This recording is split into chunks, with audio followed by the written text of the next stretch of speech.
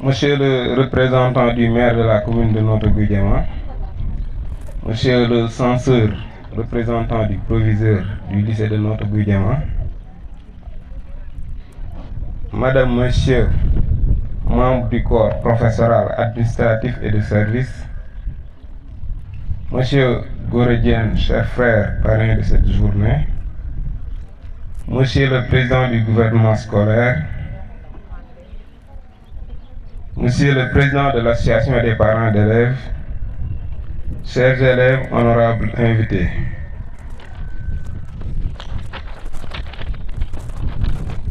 C'est avec une joie immense que je me retrouve devant vous pour répondre à l'invitation de mes jeunes frères pour la célébration de cette belle fête de la jeunesse. Madame, Monsieur, honorables invités,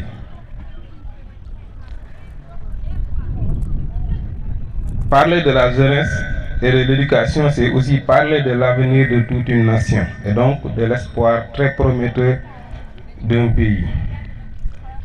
Si elle est bien encadrée et rigoureusement formée, comme le font actuellement les professeurs du lycée de Notto Gouye Diama à qui je rends un hommage appuyé. Chers élèves, la marche vers l'excellence vous faut énormément d'efforts et de discipline. Seul gage de succès. C'est pourquoi je vous recommande de préserver le culte du travail et de l'excellence. Dans une pensée célèbre, un grand savant, Cheikh Anta Diop, avait dit, je cite,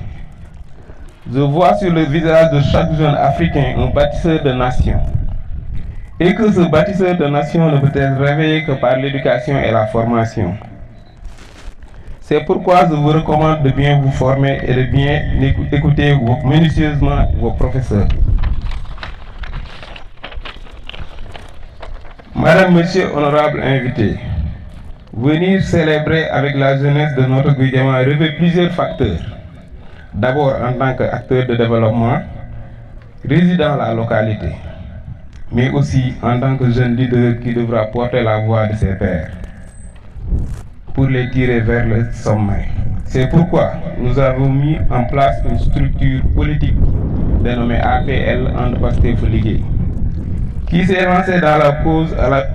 course à la municipalité pour permettre aux citoyens de Notto Gouye Diama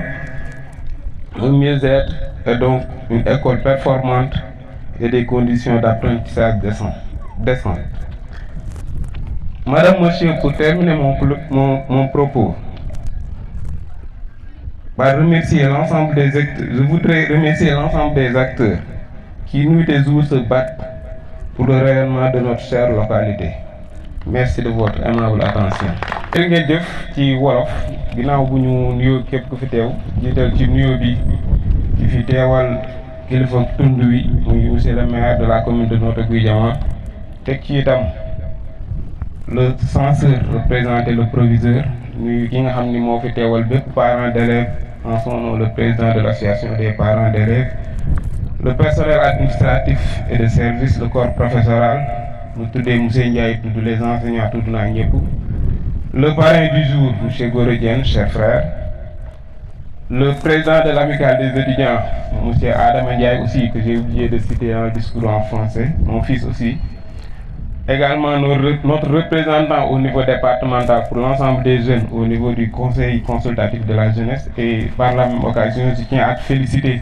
pour le brillant parcours que tu as mis pour représenter toute la jeunesse de notre localité. Le président du gouvernement scolaire ak ñi seqal liggéey bi yëpp nuyu délégation bi ñu accompagné te jiitu woon fi sax teewal ñu Modou Faye Ndiaye responsable APL, Madame Awa Gadiaga ingénieur informatique, responsable du suivi interne de Prestignan et responsable du service informatique, M. Sidibé également responsable APL, nuyu élèves yeeg ñëpp ñi fi teew. Dama xëyoon dem conseil départemental parce que au même moment je suis conseiller départemental ci département Tivaouane, bokk naa ci ñi fa teewal commune Notto depuis les dernières élections municipales di fexe yu nga xamante ni dinañ fexe ba lépp li ñu dénk le conseil départemental ñu cay joxe suñu xalaat. Tey ñu amoon session moo koyoon fa daanaka sax jeexaluma liggéey ba mu ñëw seq ak yéen li nga xamante ni ku ne ci ñun dafa am lu la ci war yàlla dogal itam ñu nekk ndaw dëkk ci tund wi juddoo fi yaroo fi seq ak ñu bëri ci liggéey ak ci lu mënti doon xale yi biñ ma waxee programme bi ma am ci mbégte lool nag ñoo ànd ko ak ñoom kon tey liñ ciy njëkk wax mooy da ngeen gën a góorgóorlu topp ci seen i professeur ñun ñi taxaw ci seen kanam gëm nañ ni du yàgg dara fii ñu taxaw yéen a fiy taxaw di doon ay référence doon ay modèle de société ndax loolu la seen i professeur bëgg ci yéen kon ngeen gën a góorgóorlu fonk leen yéen professeurs yi tamit dinaa leen yokkal Iba Der Thiam waxoon ne woon na un enseignant yàlla defu ko pour mu nekk war a am alal mais alal bi mu war a am mooy former nit comme ni nga ko waxee sànq ba ëllëg nga koy gis di am fierté ni kii nii mu mel bokk naa si ñi ko melal kon loolu mooy seen recherche kon na ngeen gën a indulgent ci kon na ngeen gën a indulgent par rapport ak xale yi ngeen xam ne man mii di wax ak yéen man maay porter la voix des jeunes man maay seen avocat partout donc je me retrouve moom li ma wax sànq ci français rek parler pour les jeunes c'est parler pour moi-même parce que pour moi quand on parle des jeunes je me sens à 100% concerné donc kon fépp fu ma taxaw je porte la voix de la jeunesse te yaakaar naa ni sax ñëpp ndaw jeunesse bi la ñuy gis ci man kon loolu moom on est très fiers de porter la voix de la jeunesse bi ci topp itam ngeen xam ne ñun dañu engagé wu pour développement commune bi développement Sénégal xëy na nag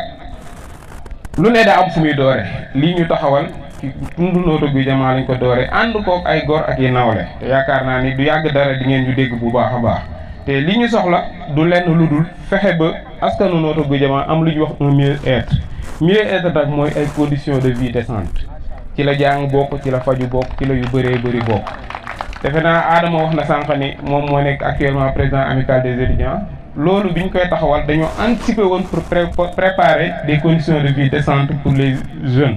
yaakaar naa tey bàyyi nañ leen fa un héritage bu mel noonu te gëm-gëm boobu la ñu am ba tax ñu ne dañoo war a dugg ci politique ki préparer leen parce que ñaanuñu yàlla nekk peut-être ay leader local éternellement dañu ñaan yàlla du yàgg dara ngeen ñuy dégg yeneen station yéen fii ñu nekk ngeen nekk fa wala ngeen nekk fu karaw kon loolu mooy message bi nga xam ne ñu ngi koy lancer pour la jeunesse di sant ñëpp gërëm ñëpp di leen wan ne daal